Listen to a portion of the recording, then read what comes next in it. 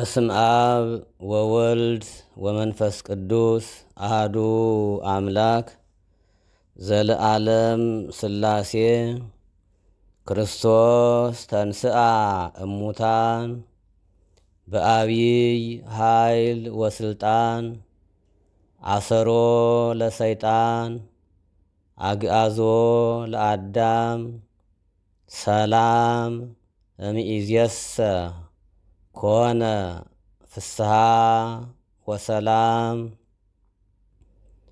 ክርስቶስ በታላቅ ኃይልና ሥልጣን ከሙታን ተለይቶ ተነሳ። ሰይጣንን አሰረው፣ አዳምን ነፃ አወጣው።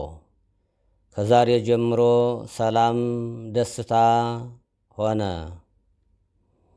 እንኳን ለብርሃነ ትንሣኤው በሰላም አደረሳችሁ አደረሰን። ትንሣኤ ማለት መነሳት ማለት ነው። ከሞት ወደ ሕይወት መሸጋገር ማለት ነው። ከኀጢአት ወደ ጽድቅ መመለስ ማለት ነው። ከጨለማ ወደ ብርሃን መሸጋገር ማለት ነው። ጌታችን አምላካችን መድኃኒታችን ኢየሱስ ክርስቶስ በመቃብር ውስጥ 3 መዓልትና 3 ሌሊት አድሮ መቃብሩን ክፈቱልኝ፣ መግነዙን ፍቱልኝ ሳይል በታላቅ ኃይል ተነስቷል።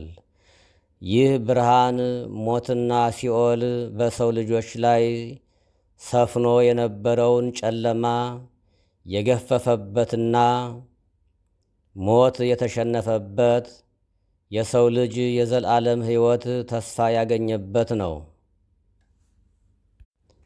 ከተነሳ በኋላ ለደቀ መዛሙርቱ መጀመሪያ የተናገረው ሰላም ለእናንተ ይሁን በማለት ነው። ዮሐንስ ወንጌል ምዕራፍ 20 ቁጥር 19 ላይ እንደተጻፈው። ስለዚህ የትንሣኤን በዓል ስናከብር በመካከላችን ሰላምን በማንገስ ሊሆን ይገባል። ክርስቶስ ሞትን ድል አድርጎ ሲነሳ ሰላም ሆነ ተብሎ እንደታወጀ የጨለማው ኃይል ተሸንፎ የሞት ሥልጣን ፈርሶ መድኃኒታችን ኢየሱስ ክርስቶስ በታላቅ ግርማ በትንሣኤው ድልን ባበሰረበት በዚህ ታላቅ ዕለት በምድር ላይ ሰላም እንደታወጀ ሁሉ ለእናንተም ይህ በዓል የሰላም ይሁንላችሁ።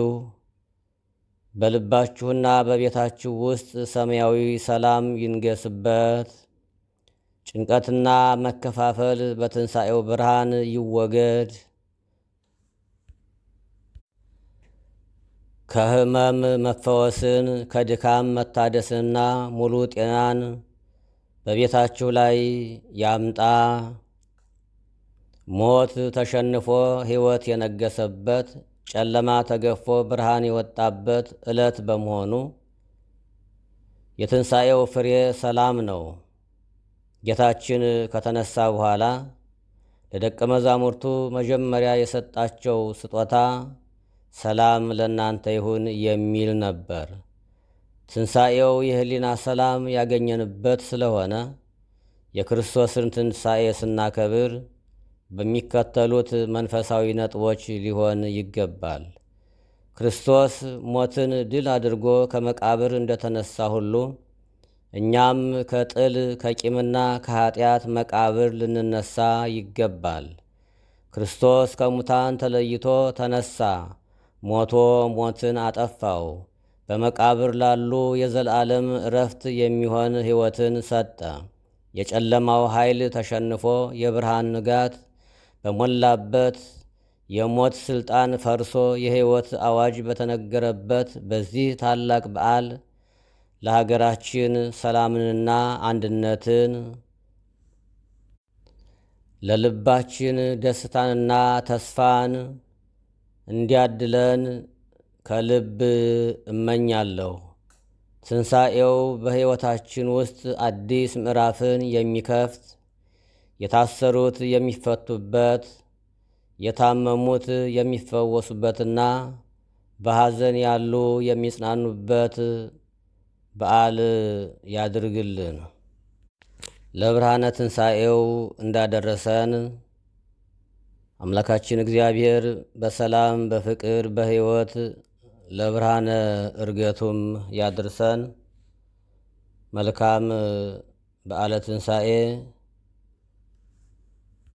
እንዲሆንላችሁ እመኛለሁ። በዓሉ ለሁላችንም የሰላም በዓል ይሁንልን። ሰላም እግዚአብሔር ከሁላችን ጋር ይሁን።